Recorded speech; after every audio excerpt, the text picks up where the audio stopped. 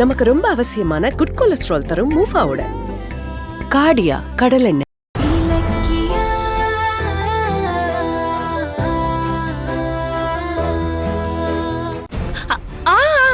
ஐயோ, நான் மறந்துட்டேன் பாரு. ப்ளூ கலர் கார் தானே, 20 லட்சம் பர்த்டேக்கு கிஃப்ட் பண்ண போறான். கௌதம் என்கிட்ட எல்லாமே சொன்னா, 2 நாளைக்கு முன்னாடியே சொல்லிட்டான். நான் மறந்துட்டேன். ப்ளூ கலர் கார், ஆமா எனக்கு ஞாபகம் இருக்கு. இந்த விஷயத்தை நேத்து நைட்டு தானே கௌதமும் இலக்கியாவும் பேசினாங்க. இவங்களுக்கு மட்டும் எப்படி 2 நாளைக்கு முன்னாடியே தெரியும்? என்கிட்டயே நடிக்கிறீங்களா?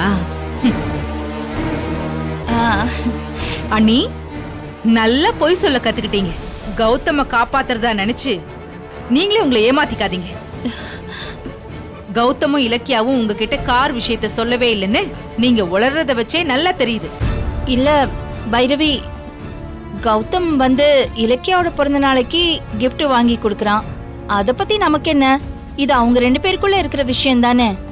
கார் வாங்குறத பத்தி நம்ம கிட்டயும் சரி, என்கிட்ட கூட வேணாம், உங்ககிட்டயாவது ஒரு வார்த்தை சொல்லிருந்தா நான் ஏன் பேச போறேன்?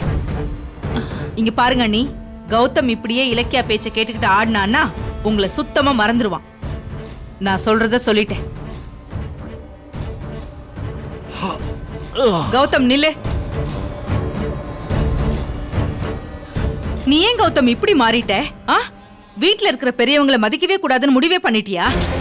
இப்ப எதுக்கு தேவையில்லாம காலங்காத்தால என்ன வம்பு கிழக்குறீங்க?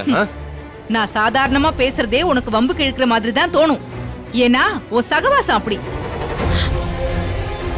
ஆமா, நாளைக்கு இலக்கியாவுக்கு 20 லட்சம் ரூபாய் கொடுத்து கார் வாங்க போறேன்னு எங்க கிட்ட எல்லாம் ஏன் சொல்லல? சரி, நான் தான் உங்க 2 பேருக்கும் வேண்டாதவளாச்சே. ஆனா ஜானகி அண்ணி என்ன பாவம் பண்ணாங்க? அவங்க கிட்ட நீங்க ஏன் மறைக்கணும்? மறைச்சீங்களா இல்ல வயசானவங்களை எதுக்கு மதிக்கணும்னு அலட்சியமா விட்டுட்டீங்களா?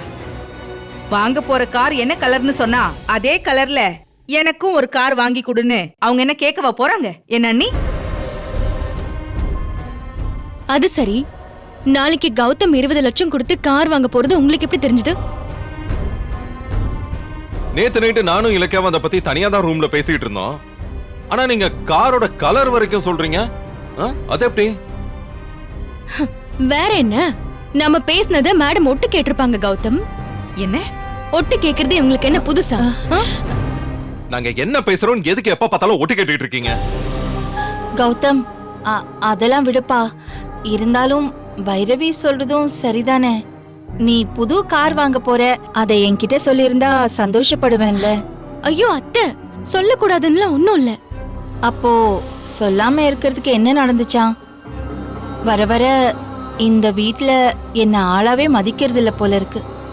ஜானு, நான் எதுக்கு தெரிஞ்சுக்கணும்னு நினைச்சிருப்பீங்க. ஐயோ ஜானு,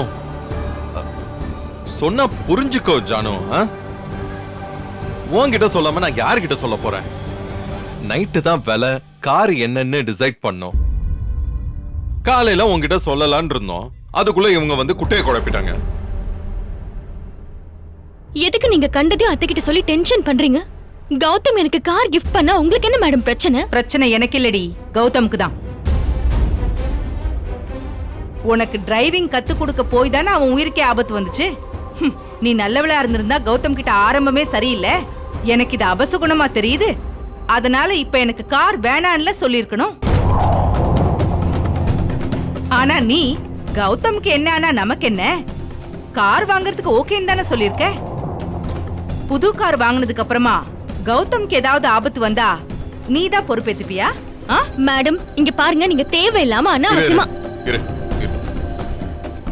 இலக்கியாவால எனக்கு எந்த ஆபத்துமே வராது. முதல்ல வந்த ஆபத்து யாரால வந்துச்சுன்னு உங்க மனசாட்சிக்கே தெரியும். கிடைக்கிற கேப்ல கலவரத்தை உண்டு பண்ணலாம்னு யோசிச்சுட்டு இருக்காதீங்க. இலக்கியா, நாளை காலையில காரை டெலிவரி எடுத்துட்டு அம்மன் கோயில்ல பூஜை போடுறோம். அப்படியே ஈவினிங் ஸ்டார் ஹோட்டல்ல உன் பர்த்டே பார்ட்டிய கிராண்டா கொண்டாடுறோம். ஜானு, இதுதான் ப்ரோக்ராம். நாளைக்கு பர்த்டே பார்ட்டிக்கு ஹோட்டலுக்கு போறோம். ரெடியா இரு. இந்த அழைப்பு வீட்டுல இருக்கிற எல்லாருக்கும் தான். இலக்கியா, வா போலாம். அண்ணி பாத்தீங்களா, நான் கேட்டதுனால தான் இலக்கியாவோட பர்த்டே பார்ட்டிக்கு கௌதம் நம்மள கூப்பிடுறான். இல்லனா நம்மள அவன் கண்டுக்கவே மாட்டான். ஆமா, நாளைக்கு பர்த்டே பார்ட்டிக்கு நீங்க போறீங்களா? போய் தானே ஆகணும். அண்ணி, நான் போறதில்ல. எனக்கு ரோஷம் இருக்கு. இங்க பாருங்க, நீங்களும் பார்ட்டிக்கு போகாம இருந்தா உங்க கௌரவத்துக்கு நல்லது. இல்ல மானம் கெட்டு போய் போனீங்கன்னா நாம என்ன சொன்னாலும் ஜானகி ஆடுவான்னு கௌதமும் இலக்கியாவும் முடிவு பண்ணிடுவாங்க. அதுக்கப்புறமா உங்க கௌரவம் கொஞ்சம் கொஞ்சமா இறங்கி தரைக்கு தான் வரும். ஜாக்கிரதையா இருங்க. நான் உறுதியா சொல்றேன், இலக்கியாவோட பர்த்டே பார்ட்டிக்கு போகாதீங்க. ஐயோ கடவுளே, என்ன பண்ணலாம்? நான் இலக்கியாவோட பர்த்டே பார்ட்டிக்கு போகலன்னா கண்டிப்பா கௌதம் என் மேல கோச்சுக்குவான். இத சாக்கா வச்சுக்கிட்டு அந்த இலக்கியா வந்து ரேவதிய வீட்டுக்கு கூட்டிட்டு வந்துருவா. அவ வந்தா என் புள்ள அவ கூட போயிடுமா, என்னை விட்டு பிரிஞ்சிருவான். கடவுளே, நான் என்ன பண்றதுன்னே தெரியலையே.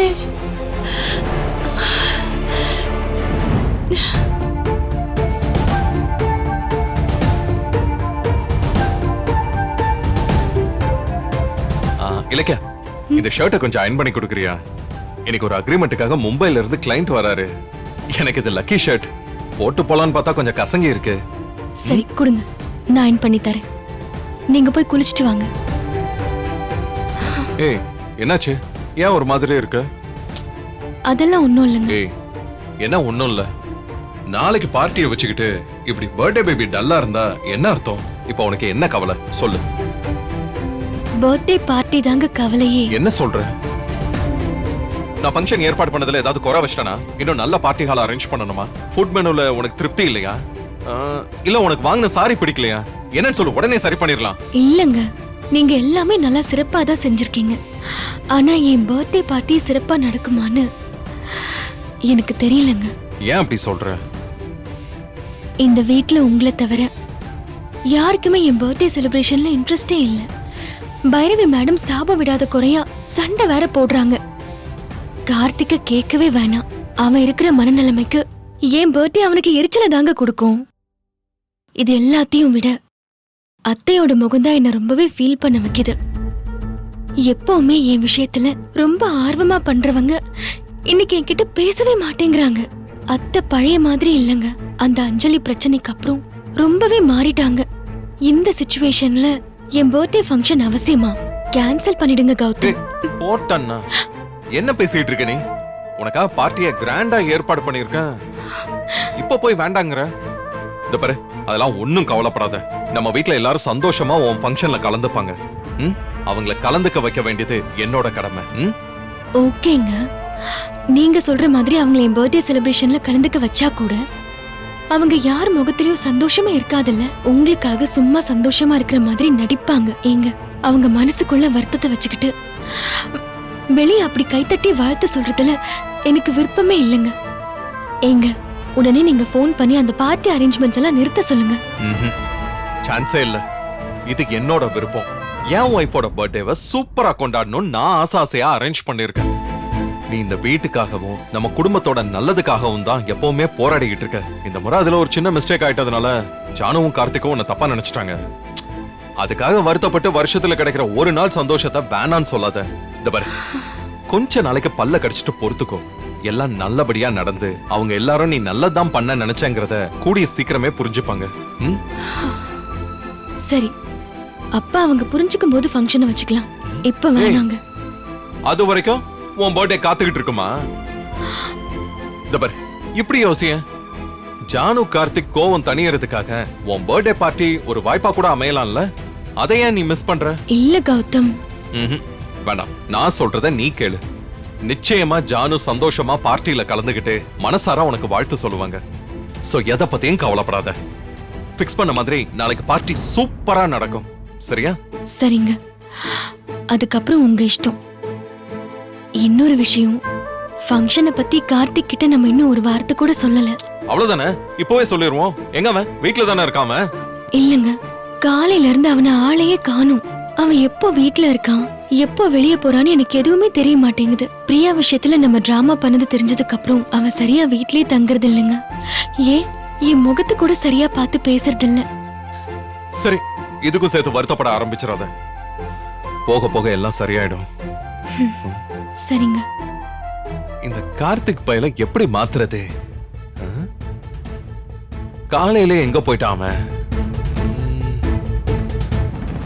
ஒரே ஃபேமிலி தான், ஆனா ஒரே ஃபேமிலி கிடையாது.